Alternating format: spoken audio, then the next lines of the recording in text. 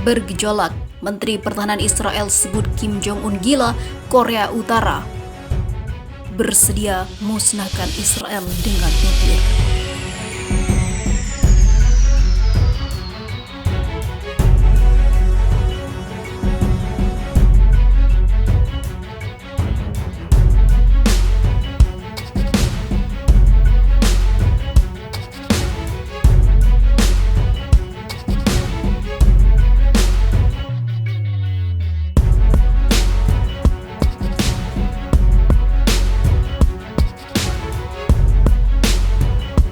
Setelah pemimpin Korea Utara disebut sebagai orang gila oleh Menteri Pertahanan Israel, Pyongyang menanggapinya melalui sebuah pernyataan dari kantor berita pusat Korea KCNA yang dikelola negara itu. Komentar sembrono dari Menteri Pertahanan Israel adalah perilaku kotor dan jahat dan tantangan berat bagi DPRK atau Republik Rakyat Demokratik Korea. Menurut KCNA, seperti dikutip dari Sputnik News. Pyongyang dalam tanggapannya juga menyebut Israel sebagai ancaman bagi perdamaian dunia karena memiliki senjata nuklir namun menolak untuk mengakuinya. Sebelumnya, Menteri Pertahanan Israel yang menyebut pemimpin Korea Utara Kim Jong-un gila dan radikal membuat Pyongyang naik pitam. Lieberman membuat pernyataan itu sekaligus mencela komitmen Amerika Serikat untuk mengatasi ancaman global yang dilakukan oleh senjata nuklir Korea Utara. Pasalnya, hal itu akan menyebabkan Washington mengalihkan sumber keamanan dari pertahanan Israel.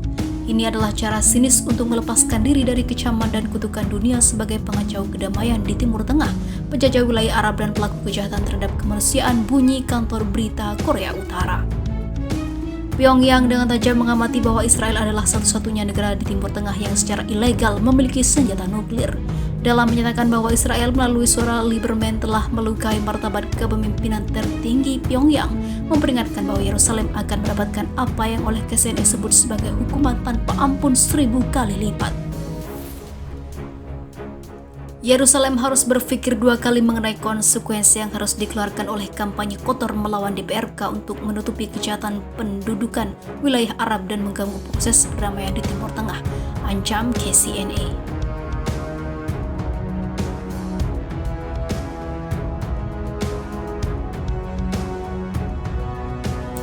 Allahu Akbar. Hamas Palestina berterima kasih kepada Kim Jong-un dan rakyat Korea Utara karena membantunya menghabisi Israel. Hamas, salah satu partai politik berpengaruh di Palestina, mengucapkan terima kasih kepada Republik Demokrasi Rakyat Korea sebab Korea Utara dan pemimpinnya Kim Jong-un dinilai konsisten memprotes kebijakan agresi pemerintah Israel, bahkan dikabarkan juga mengirim rudal.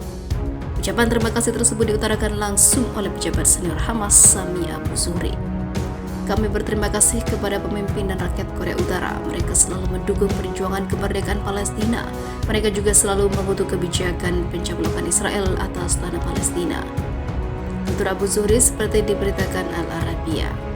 Sebagai balasan, Abu Zuhri mengecam Israel yang dinilai melecehkan kedaulatan Korea Utara dalam konteks krisis semenanjung Korea.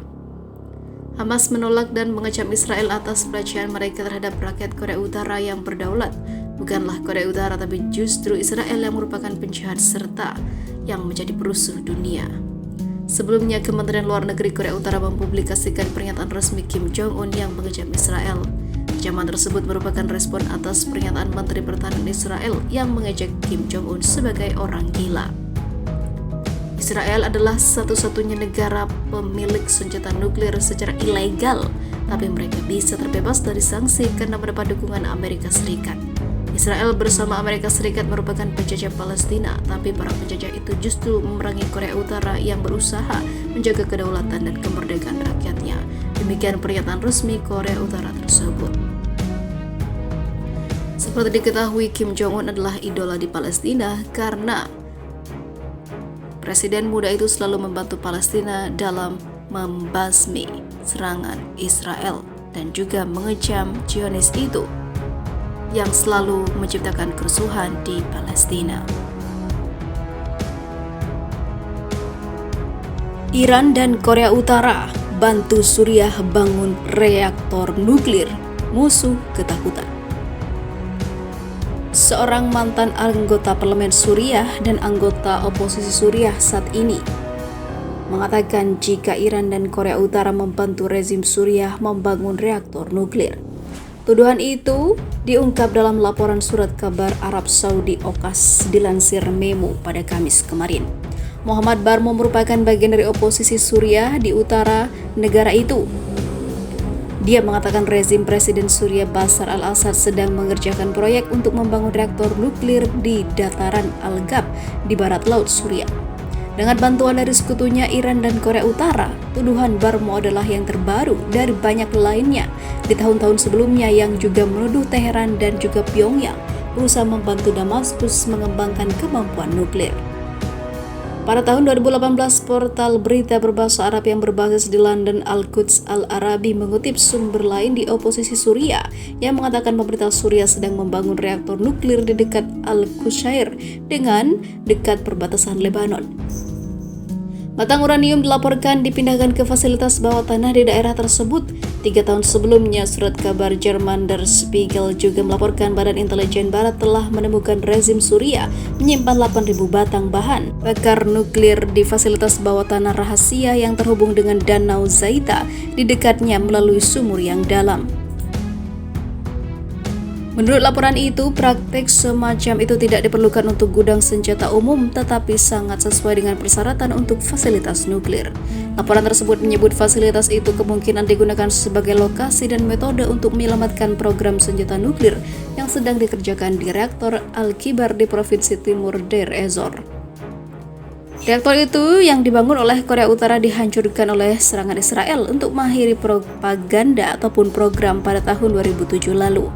Kembali lebih awal ke tahun 2013, Institut Sains dan Keamanan Internasional yang berbasis di Washington menyatakan dalam laporan bahwa Suriah diyakini sebagai aktif menyembunyikan aset yang terkait dengan upaya reaktor nuklirnya yang tidak diumumkan di masa lalu, merujuk pada stok besar logam uranium alam. Laporan lainnya pada 2018 menambahkan fasilitas yang dilaporkan berada di Al-Qushair tidak memiliki pagar keamanan yang mirip dengan kasus reaktor nuklir Al-Kibar yang hancur. Klaim Barmo bahwa rezim Suriah sedang mengembangkan reaktor nuklir dengan bantuan Korea Utara dan Iran muncul di tengah pembicaraan yang sedang berlangsung mengenai penyelamatan kesepakatan nuklir Iran di ibu kota Austria Wida.